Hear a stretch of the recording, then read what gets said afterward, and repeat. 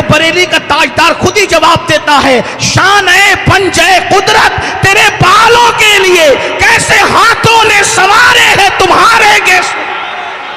सुभान अल्लाह, सुभान अल्लाह। जिसके बाल कुदरत संवारे, जिसके बाल कुदरत संवारे, तवज्जो करना।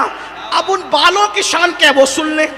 उन बालों की शान ये है, कहते हैं और उन्हीं की बात कर लेते हैं, कहते हैं कि बज़्मे सनाए जुल्फ में, बज़्मे सनाए जुल्फ में मेरी अरू से फिक्र को।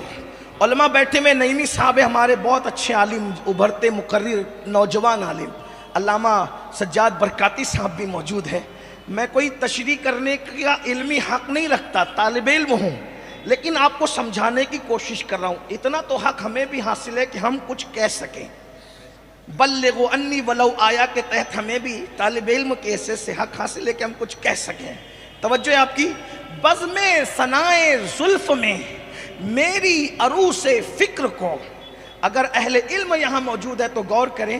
कहते हैं कि कोई ऐसी महफिल सज जाए जिसमें अहमद रजा का उन्वान हो, नबी की जुल्फों की शान। मैं अपने उन्वान से हटा नहीं हूं, मैं अपने उन्वान पर हूं, लेकिन आपकी तवज्जो चाहता हूं। क्या नबी के जुल्फ की शान बयान करने के लिए किसी महफिल में अहमद रजा को बुलाया जाए और कहा जाए नबी की जुल्फों की शान बयान करो, तो जब नबी के जुल्फों की शान में बयान करने लगूं तो मेरी फिक्र की दुल्हन जब नबी की जुल्फों की शान बयान करने लगेगी तो वो क्या कहेगी? फिक्र की दुल्हन क्या कहेगी? सारी बहार हश्ते खुल्द छोटा सा इत्रदान है, नबी की जुल्फों की खुशबू के सामने आठों जन्नत की खुशबू को अगर समेटा जाए तो वो छोटा सा इत्रदान बन जाती है।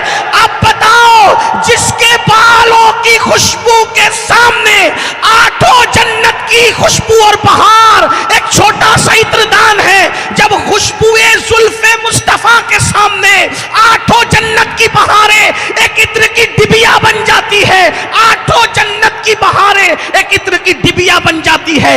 ये खुशबुए जुल्फे मुस्तफा के सामने जन्नत का हाल है, तो जुल्फे मुस्तफा का आलम क्या होगा? और जब जुल्फे मुस्तफा की ये शान है तो कल्बे मुस्तफा का आलम क्या है? अब ये कल्ब क्या है? कल्बे मुस्तफा क्या कहते?